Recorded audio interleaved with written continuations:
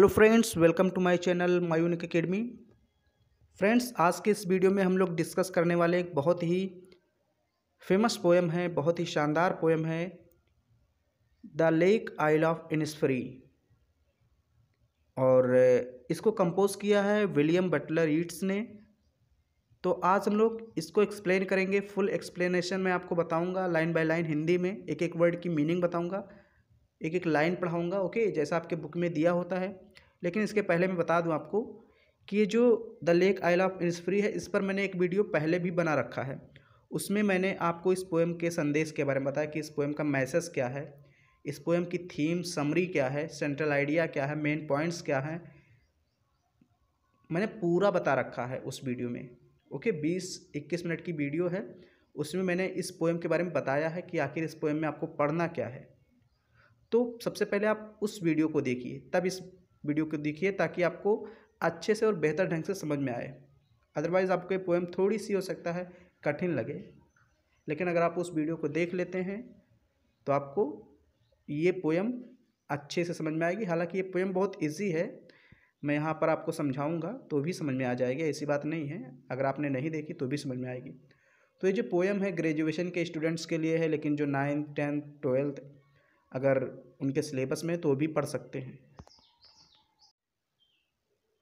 तो वैसे मैंने पहले के वीडियो में काफ़ी कुछ बता रखा है, यानी कि इसका जो समरी है, थीम है, मैसेज है, मैंने सब कुछ बता दिया है पहले वाले वीडियो में। लेकिन मान लीजिए आपने पहला वीडियो नहीं देखा, आप डायरेक्ट ये जो एक्सप्लेन वाला वीडियो है इसको ही देख रहे हैं, तो इसलिए मैं चूँकि आज इसको लाइन बाय लाइन एक्सप्लेन करूँगा, तो इसलिए मैं थोड़ा सा आपको पहले 1 मिनट 2 मिनट इसकी समरी बता देता हूँ कि आखिर इस पोएम में पढ़ना क्या है। देखिए, the lake isle of Innisfree. Innisfree एक स्थान का नाम है, यानी एक टापू का नाम है। आइल का मतलब क्या होता है? देखिए, आइल इसको बोलते हैं, इसका फुल फॉर्म होता है एक प्रकार से आइलैंड। तो आइलैंड ऑफ इनिस्फ्री यानी इनिस्फ्री नाम का एक आइलैंड है, एक टापू है, एक द्वीप है। द लेक, और लेक मतलब झील, यानी उसी के पास एक झील है। तो इन स्थानों पर क्या, यानी इस टापू पर विलियम बटलर का बचपन बीता था, एक प्रकार से कह सकते हैं बचपन की यादें इनकी जुड़ी हुई हैं। जब ये छोटे थे तो इनिस्फ्री नामक टापू पर रहते थे, यानी वहीं पर इनका एक घर था हम कह सकते हैं, या फिर घर नहीं था तो छोटा सा कुटिया था, मतलब वहाँ से जुड़े हुए हैं। तो बचपन इनका वहीं पर बीता था। तो जब ये बड़े हुए तो ये शहर में आ गए, यानी सिटी में आ गए।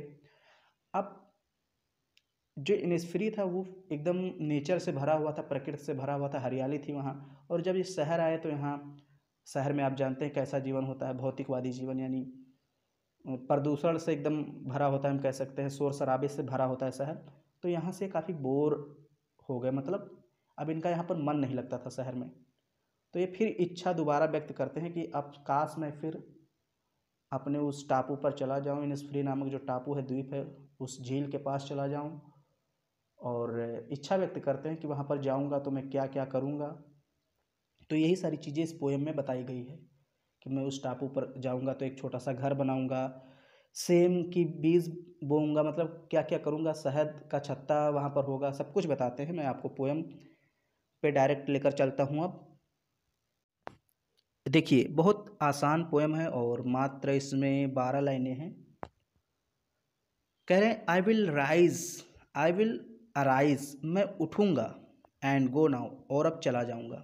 विलियम बटलर कहते हैं अब मैं उठूँगा और चला जाऊँगा, एंड गो टू इनिस्फ्री, और कहाँ जाऊँगा? इनिस्फ्री चला जाऊँगा, यानी उस टापू पर चला जाऊँगा जहाँ मैं पहले बचपन में रहता था। कह रहे अब मैं यहाँ पर रुकूँगा नहीं, मैं उठूँगा और अभी उठूँगा। गो नाउ मतलब ये एक प्रकार से फोर्स कर रहे हैं कि अब मुझे 1 मिनट भी नहीं रुकना है। आई विल अराइज, मैं उठूँगा, एंड गो नाउ, और अभी चला जाऊँगा, एंड गो टू इनिस्फ्री, और कहाँ चला जाऊँगा?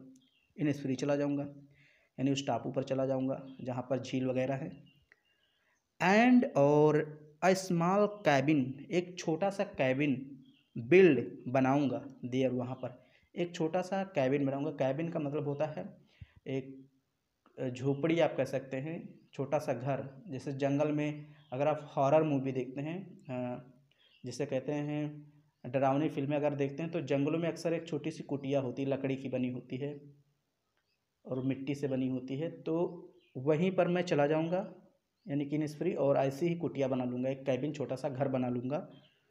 किसकी बनी होगी? ऑफ क्ले, यानी मिट्टी की। क्ले मतलब एक प्रकार की मिट्टी होती है, उससे बनी होगी। एंड वेटल्स मेड, और जो लकड़ी है, वेटल्स का मतलब जो जैसे बांस की फंटी होती है ना, उससे बनाते हैं घर।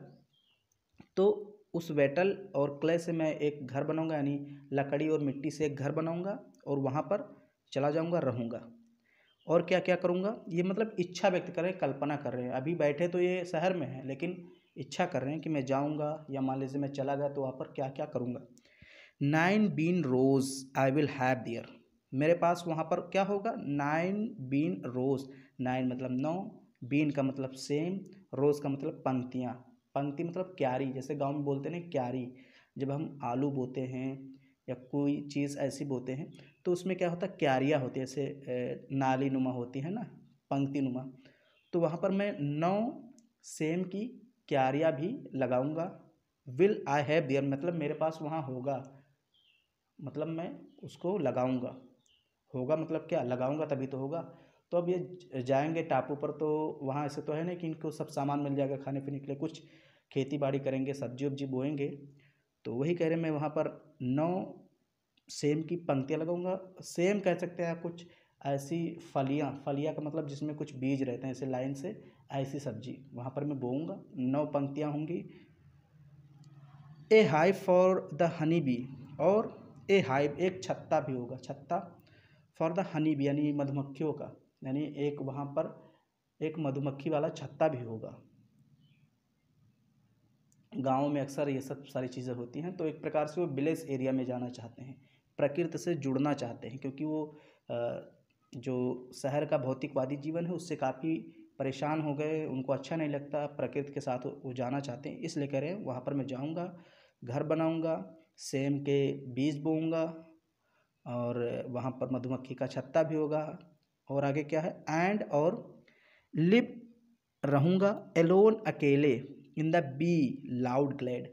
अब देखिए यहाँ पर बी लाउड का मतलब होता है, बी का मतलब मधुमक्खी, लाउड का मतलब तेज, यानी कि तेज मधुमक्खियाँ, मधुमक्खियाँ जब भिनभिनाती हैं तो उनकी तेज़ आवाज़ आती है, तो उनके बीच रहूँगा। और ग्लेड का मतलब यहाँ अलग होता है, ग्लेड का मतलब होता है 2 पेड़ों के बीच का स्थान। तो यानी कि मैं वहाँ पर पेड़ के नीचे आप कह सकते हैं बैठूंगा, जहाँ पेड़ पर क्या होगी कि मधुमक्खी अपना छत्ता लगाए रहती है, तो वहाँ पर भिनभिनाएगी तेज आवाज़ में। तो ग्लैड का मतलब होता है 2 पेड़ों के बीच का स्थान, यानी मैं वहाँ पर जाऊँगा। एंड लिव और रहूँगा, एलोन अकेले, in the bee loud, bee का मतलब मधुमक्खी, लाउड का मतलब तेज़, यानी मधुमक्खी की तेज़ आवाज़ के बीच मैं रहूँगा। कहाँ रहूँगा? ग्लैड यानी कि पेड़ों के बीच। अब मधुमक्खी के बीच का मतलब नहीं उनके मधुमक्खी के छत्ते में रहेंगे, वहाँ तो नहीं रहेंगे, मधुमक्खियाँ पेड़ पर छत्ता लगाए रहेंगी और आवाज़ करेंगी, तेज़ तेज़ बोलेंगी, उसको मैं सुनूंगा। और 2 पेड़ों के बीच में जो जगह होती है जहाँ छाँव रहता है काफ़ी, वहाँ पर मैं बैठूंगा और आनंद लूँगा। आप देखिए, and I shall have some peace, and और आई शैल हैव मेरे पास होगा, यानी मुझे मिलेगा, सम पीस कुछ शांति, दियर वहाँ पर मुझे क्या मिलेगी? शांति मिलेगी, आनंद की अनुभूति होगी। जैसे अब शहर में शांति कहाँ है बताइए? शहर में लगातार पॉल्यूशन बढ़ता जा रहा है, प्रदूषण, पॉल्यूशन इंग्लिश में कहते हैं, तो बढ़ता जा रहा है, शोर शराबा हो रहा है, गाड़ियों की आवाज़ आ रही है, फैक्ट्रियों की धुक धुक धुक धुक की आवाज़ भी आ रही। तो अगर शहरों में रहते हैं तो आपको इस प्रकार की आवाज़ सुनाई पड़ेगी, लेकिन अगर आप गांव में चले जाते हैं तो वहाँ आपको चिड़ियों की आवाज़, पेड़ों के सरसराहट की आवाज़, सब कुछ आगे बताया गया है, वहाँ आपको सुनाई देगी।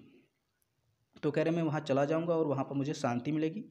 फॉर क्योंकि पीस कम्स ड्रॉपिंग स्लो, क्योंकि शांति जो आती है, पीस कम शांति आती है, ड्रॉपिंग स्लो धीरे धीरे। ड्रॉपिंग का मतलब गिरना, और यहाँ पर गिरना कोई सेंस नहीं होगा। स्लो का मतलब धीरे, यानी जो शांति आती है वो कैसे मिलती है? धीरे धीरे। अचानक शांति आपको नहीं मिल जाती कि आप तुरंत कहीं जाएं और तुरंत आपको शांति मिल जाए। आप जाएंगे, वहाँ बैठेंगे, आराम करेंगे, फिर आपका दिमाग धीरे धीरे शांत होगा। तो कह रहे हैं कि शांति मिलेगी हमें वहाँ पर, लेकिन धीरे धीरे मिलेगी। अब कैसे धीरे धीरे मिलेगी यहाँ पर बताया गया है, dropping from the veils of the morning to where the cricket sings. ये लाइन इस पोएम की थोड़ी सी आपको समझने वाली लाइन है, मतलब एक प्रकार से सबसे कठिन लाइन अगर मैं कहूँ तो यही है। कठिन नहीं है, आसान है, बट क्या समझने वाली चीज़ है। वहाँ मुझे धीरे धीरे शांति मिलेगी। कैसे शांति मिलेगी? Dropping from the veils of the morning. Veils का मतलब क्या होता है? वेल्स का मतलब होता है घूंघट। जैसे विदेशों में अगर आप देखते हैं तो वहाँ पर शादियाँ कैसे होती हैं, जब शादी होती है क्रिश्चियन में तो एक लहंगा पहनते हैं, मैं लहंगा कहूँ या क्या कहूँ उसे, मुझे कपड़े का नाम नहीं पता। वो पीछे काफ़ी बड़ा होता है, मतलब ऐसे बहुत घसीटता रहता है पीछे उनका कपड़ा। शादी होती है ना तो पीछे बहुत बड़ा ऐसे ज़मीन पर वो घसीटता रहता है कपड़ा, तो उसको बोला गया है वेल यानी घूंघट। अब उनके यहाँ तो घूंघट पीछे होता है और हमारे यहाँ की बात करें भारतीय समाज में तो जो घूंघट होता है छोटा होता है और वो आगे होता है, यानी चेहरे के आगे लटका होता है। तो जब वो चलती हैं, चाहे इंग्लैंड की बात करें चाहे यहाँ भारतीय स्त्रियों की बात करें, तो ये चलती हैं घूंघट ओढ़ के या उनके जैसा घसीटते हो, तो बहुत धीरे धीरे चलती हैं। चलती हैं कि नहीं? धीरे धीरे। ऐसा तो है नहीं कि शादी हुई आई और भागने लगी, तो बहुत धीरे धीरे चलती हैं। तो वैसे ड्रॉपिंग फ्रॉम द वेल्स यानी कि वो घूंघट धीरे धीरे ड्रॉप यानी गिरेगा ऑफ द मॉर्निंग, मॉर्निंग का यानी सुबह धीरे धीरे होगी। कहने का मतलब जैसे धीरे धीरे सुबह होगी वैसे हमें धीरे धीरे शांति मिलेगी। अब सुबह होगी तो क्या होगा? चिड़िया अपना बोलना शुरू कर देंगी, धीरे धीरे हवा बयार मतलब जो भी है पवन वो धीरे धीरे अपना शीतल हवा छोड़ने लगेगा, मतलब पेड़ वेड़ सब चलने लगेंगे, आप समझ सकते हैं। तो वही यहाँ पर बताया जा रहा है कि ओके, जैसे मॉर्निंग धीरे धीरे होती है, ऐसा नहीं अचानक सूरज निकला धप से एकदम निकला और फिर उजाला हो गया। तो जैसे मॉर्निंग धीरे धीरे होती है और जैसे दुल्हन जो है धीरे धीरे चलती है, वैसे हमें धीरे धीरे शांति मिलेगी। To where the cricket sings, और वहाँ पर क्रिकेट सिंग्स यानी जो कीड़े मकोड़े हैं वो गाएंगे, उनको भी सुनूंगा। अब क्रिकेट्स बेसिकली आता है झींगुर के लिए। क्रिकेट्स का मतलब क्या होता है? झींगुर। तो वहाँ पर मैं झींगुर की आवाज़ भी सुनूंगा। झींगुर जैसे सुबह या शाम को कुछ कीड़े होते हैं जो सन सन सन की आवाज़ करते रहते हैं, तो उनकी आवाज़ भी सुनूंगा। डियर मिड्स नाइट ऑल ए ग्लिमर, वहाँ की जो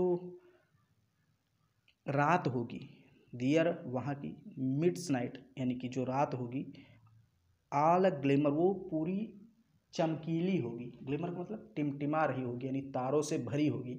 गांव में आपको तारे साफ दिखेंगे जबकि शहरों में आपको तारे नहीं इतना साफ दिखेंगे। क्यों? क्योंकि शहरों में दो कारण होते हैं तारों के ना दिखने के। पहला कारण है कि गांव में एकदम मतलब कह सकते हैं लाइटें कम होती हैं तो यहाँ पर साफ दिखता है। शहरों में लाइट बहुत ज़्यादा होती है इसलिए तारे साफ नहीं दिख पाते लाइट की वजह से।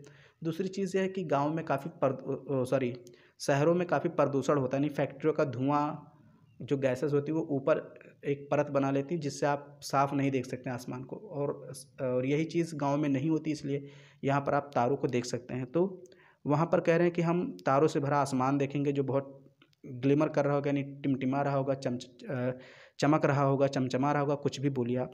एंड नून पर्पल ग्लो, और दोपहर जो होगी वो बैगनी रंग से एकदम चमक रही होगी। आप देखते हैं बैगनी का मतलब यहाँ पर कह सकते हैं नीला, थोड़ा सा दोपहर में आसमान नीला होता है तो उसको भी मैं देखूंगा। And evening full of the linnet's wing, और जो शाम होगी यानी जब दिन बैठता है सूरज ढलता है उसकी बात कर। And evening full of the linnet's wings, यानी कि जो इवनिंग होगी शाम होगी वो उसमें क्या होगा कि लिनेट्स एक प्रकार की पक्षी होती है, चिड़िया होती है, तो वो उसके पंख को मैं देखूंगा, यानी उसका जो पंख होता है बहुत ज़्यादा सुंदर होता है। जब वो अपने पंख खोलती है ना तो उसका पंख बहुत ज़्यादा सुंदर होता है। तो इवनिंग में यानी शाम के समय मैं लिनेट्स नाम की जो चिड़िया है उसके पंखों को भी देखूंगा और उसके द्वारा जो आवाज़ निकाली जाती है उसको भी सुनूंगा। ओके, अब देखिए 4 लाइन और है। I will arise and go now, फिर ये कहते हैं कि मैं उठूँगा और चला जाऊँगा। फॉर ऑलवेज, क्योंकि हमेशा, डे एंड नाइट, रात और दिन, आई हियर, मैं सुनता हूँ।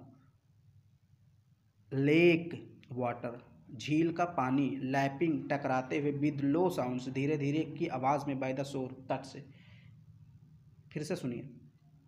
फॉर क्योंकि, ऑलवेज हमेशा, डे एंड नाइट, यानी नाइट एंड डे, रात और दिन, आई हियर, मुझे सुनाई देता है, मैं सुनता हूँ, लेक वाटर, पानी, झील के पानी को, मैं झील के पानी को सुनता हूँ। कैसे सुनता हूँ? लैपिंग, टकराते हुए, विद लो साउंड्स, धीरे आवाज़ में, बाय द शोर, तट से, यानी झील का जो पानी है वो जब तट से टकराता है तो उसकी जो धीरे धीरे आवाज़ आती है, सनसनाहट की, या जैसे वो टकराता है तो कुछ आवाज़ आती है ना, तट से जब पानी टकराता है तो वो आवाज़ मैं सुनता हूँ। While I stand on the roadway, जबकि मैं आज यहाँ पर कहाँ खड़ा हूँ? रोडवे पर खड़ा हूँ। और ऑन द पेमेंट्स ग्रे, या फिर इस खुरदुरे या बेकार फुटपाथ। पेमेंट्स का मतलब होता है फुटपाथ, और ग्रे का मतलब कह सकते हैं बहुत ही जो बेकार हो। अब भाई गांव की जो घास वाली ज़मीन होती है, हरियाली, हरी हरी, वो अलग चीज़ होती है, और यहाँ फुटपाथ जो ऊबड़ खाबड़ है, यहाँ पर मैं खड़ा हूँ, या फिर या रोडवे पर खड़ा होकर के मैं उस आवाज़ को सुन रहा हूँ। Okay, for always day and night I hear lake water lapping with low sounds by the shore, while I stand on the roadway, जबकि मैं खड़ा कहाँ हूँ इस समय? वो बता रहे हैं कि मैं गांव में हूँ नहीं, मैं तो कल्पना कर रहा हूँ, मैं इस समय खड़ा हूँ रोडवे पर। और ऑन द पेमेंट्स ग्रे, या फिर फुटपाथ पर खड़ा हूँ। शहर में रोडवे यानी सड़क और फुटपाथ ही मिलेगा, वहाँ घास वाली मैदान तो मिलेगी नहीं। तो मैं खड़ा हूँ यहाँ शहर में रोड पे या फुटपाथ पर, और मुझे आवाज़ किसकी सुनाई दे रही है? झील के पानी की टकराहट की, यानी कि झील का जो पानी है वो जब तटों से टकराता है उसकी आवाज़ सुनाई दे रही है। मतलब कहने का मतलब ये, फिजिकली तो ये यहाँ पर है शहर में, लेकिन मेंटली ये कहाँ पर है? यानी इनका दिल और दिमाग कहाँ है? उस टापू पर लगा हुआ है। I hear it in the deep heart's core, मैं उसको सुन सकता हूँ, यानी कि जो आवाज़ है गांव की, यानी चिड़ियों की आवाज़, और कह सकते हैं कीड़े मकोड़ों की आवाज़, हवा की आवाज़, उस पानी की आवाज़ मैं सुन सकता हूँ। हार्ट्स कोर, यानी दिल के केंद्र से, यानी दिल से सुनाई देता है मुझे। हार्ट्स कोर, कोर का मतलब केंद्र, यानी कि जो अंदरूनी भाग होता है वहाँ से मुझे सुनाई देता है। तो इसका मतलब इनका दिल और दिमाग कहाँ है? उस टापू पर है। और ये खड़े कहाँ हैं? यहाँ पर रोड पर, और या फिर फुटपाथ पर कह लीजिए। तो ये जो पोएम थी, मैंने इस पर एक वीडियो पहले भी बना रखा था, या दूसरी वीडियो आ गई, इसमें मैंने एक्सप्लेन भी किया इसको। और उम्मीद है आपको कोई भी लाइन ऐसी नहीं होगी जो समझ में ना आए, सब लाइनें आपको समझ में आ गई होंगी। तो ये वीडियो आपको काफ़ी हेल्प करेगा आपको समझने में। और अब क्वेश्चन आंसर जो हैं उसको भी अगर टाइम मिला तो मैं करा दूँगा। फ़िलहाल इस चैनल को आप सब्सक्राइब कर लीजिए, और वीडियोस को लाइक कीजिए अगर पसंद आया तो। लाइक आपके ऊपर डिपेंड करता है, लेकिन सब्सक्राइब आप कीजिए, ये मैं आपसे कह रहा हूँ, और शेयर भी कीजिए।